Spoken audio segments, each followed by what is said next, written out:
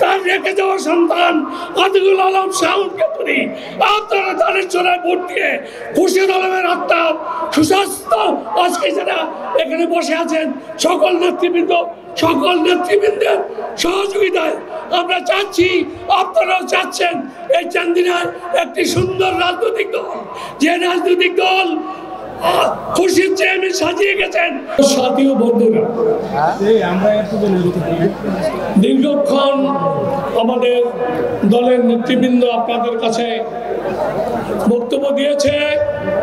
আমি সকলের বক্তব্যের সাথে একমত পোষণ করে এতটুকুই বলতে চাই, বহুদলীয় গণতন্ত্রের প্রবক্তা মরহুম প্রেসিডেন্ট জিয়াউর রহমানের আদর্শকে ধরে রেখে দেশ নেত্রী বেগম খালেদা জিয়া তার সুপুত্র তারেক রহমানের হাতে জাতীয়তাবাদী দলের হাল ধরার চেষ্টা করে এই দলকে সুসংগঠিত করে এমন একটি পর্যায়ে নিয়ে গেছেন যেখানে আবাল বৃদ্ধ বনিতা সহ সকল লোকজন আজকে ঐক্যমতে পৌঁছেছে।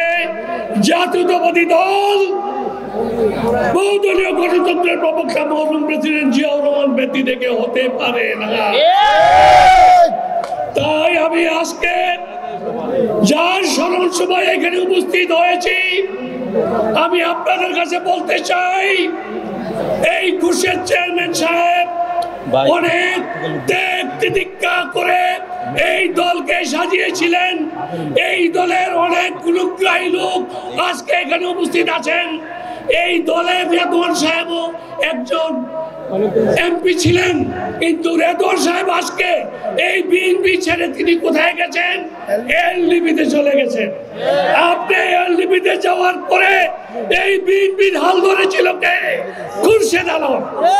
আজকে এই খুরশিদ আলমের স্মরণ সভায় আমি বলে দিতে চাই, আজকে আপনারা যারা এখানে উপস্থিত হয়েছেন, আপনারা খুরশিদ আলমের আত্মা সেই দিনই সার্থক হবে যেই দিন খুরশিদ চেয়ারম্যানকে দলবদ্ধ নির্বিশেষে আপনার কিছু রাজনৈতিক মহল রেদু সাহেব সহ আশরাফ সাহেবকে কেন্দ্র করে খুরশিদ চেয়ারম্যানকে ফেল করিয়েছিল সংসদে। আজকে খুরশিদ চেয়ারম্যানের আত্মা শান্তি পাবে সেই দিন।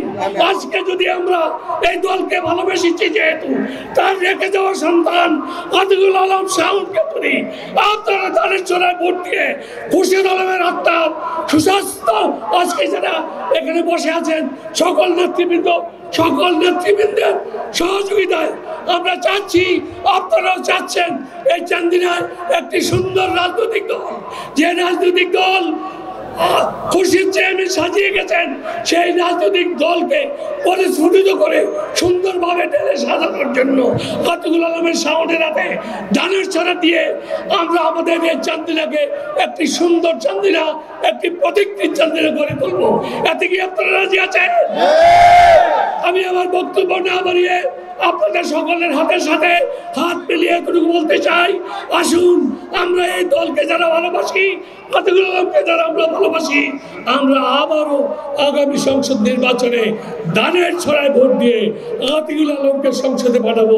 এই প্রত্যাশা ব্যক্ত করেই আপনাদের সবাইকে সালাম দিয়েই আমি আমার বক্তব্য শেষ করছি। আল্লাহ হাফেজ। বাংলাদেশ জিন্দাবাদ।